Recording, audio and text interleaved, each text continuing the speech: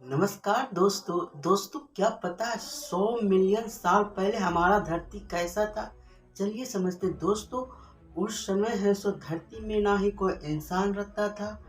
एक ऐसा जानवर रहता था दोस्तों, लगभग उसकी ऊंचाई के बारे में बात करें तो आप अनुमान भी नहीं लगा सकते। एक 5 तल्ला बिल्डिंग से भी ज़्यादा ऊँचा होता है। साथ ही साथ उनकी लंबाई के बारे में बात करें तो लगभग 40 मीटर तक की लंबाई होती थी। हाँ दोस्तों, वो ऐसा जानवर था।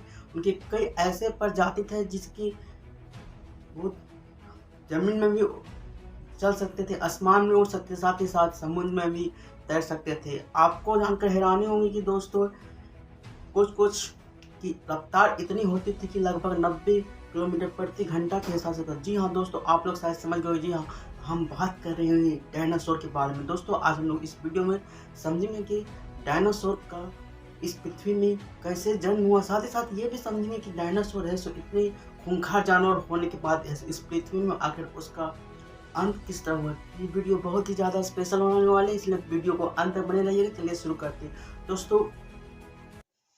दोस्तों, डायनासोर का अगर हम एग्जैक्ट हिंदी मीनिंग जानेंगे तो आप समझेंगे कि एक बहुत भयानक छिपकली के रूप को ही हम लोग डायनासोर बोलते हैं। दोस्तों, आखिर इसका इस पृथ्वी में कैसे पता चला कि डायनासोर। दोस्तों, बात है 1841 ईस्वी में, जब जर्मन साइंटिस्ट है सो अफ्रीका के एक जंगल के पास से उन्होंने एक कंकाल को देखा। कंकाल का इतना बड़ा साइज देखकर वो लोग दंग रह गए। दोस्तों, आपको बता दिया आज अब तक है सो डायनासोर के कंकालों की संख्या 10,000 तक पहुंच गई है। हर साल लगभग 45 से ज़्यादा है सो कंकाल खोजी जा रही है। दोस्तों, इससे पता ये चल रहा है कि लगभग डायनासोर का प्रजाति है सो 900 से अधिक हो गया है। सोच सकते हैं कि उसमें इस सब का कितना बड़ा राज चलता होगा। दोस्तों, लगभग इन्होंने 250 मिलियन तक है जो यहाँ पे पृथ्वी पर पूरी तरह से राज किया। दोस्तों, चलिए समझते हैं कि इसकी शुरुआत कैसी हुई। दोस्तों, बात है उस समय की, जब करोड़ों साल पहले पृथ्वी के जितने भी महाद्वीप है सो एक जगह रहते थे, मतलब एक जगह थे और बाकी जगह पानी होता था।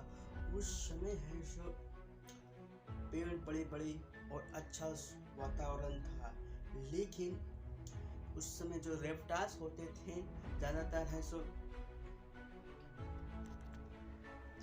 रेप्टाइल्स होते थे, तो वे तो ज़्यादातर 2 मीटर के हाइट के होते थे। लेकिन वहाँ पे है सो उस समय एक ऐसी क्लाइमेट चेंजेस के साथ साथ भूकंप और वोल्केनिक इरप्शन की वजह से, वेरिएशन होने की वजह से, एक्सीडेंट बहुत ज़्यादा होने की वजह से दोस्तों बहुत सारा इफेक्ट आने लगा, जिससे इस वजह से बहुत सारे जीव जंतु है सो इवोल्यूशन में परिवर्तन होने लगे। इस वजह से बहुत लोग बहुत चीज़ का शायद पढ़ने लगा।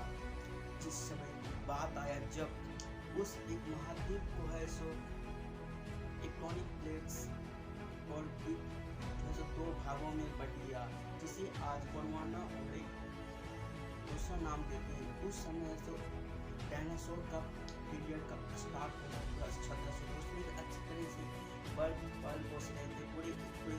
उस समय से कई तरह के डायनासोर की प्रजातियों का इवोल्यूशन हुआ। दोस्तों, बात करें बहुत सारे ऐसे डायनासोर जो रेंगते थे, बहुत है सो दौड़ते थे, बहुत है सो पानी में रहते थे, बहुत है सो हवा में उड़ते थे। दोस्तों, बता दें सबसे वजनदार डायनासोर के बारे में बात करें तो लगभग 15,000 किलो से लगभग कई टन तक होते थे। जी हाँ दोस्तों, उसके बाद धीरे धीरे इसी तरह इन लोगों को 100 मिलियन साल तक इन्होंने राज किया।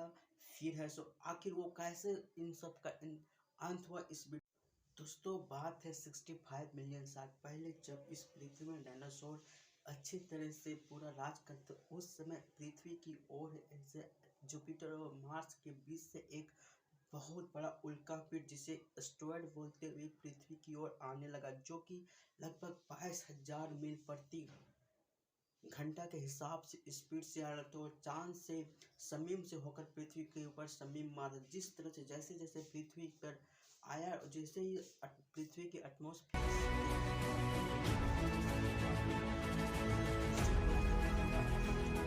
उल्कापिंड है तो उसमें आग का गोला बन गया।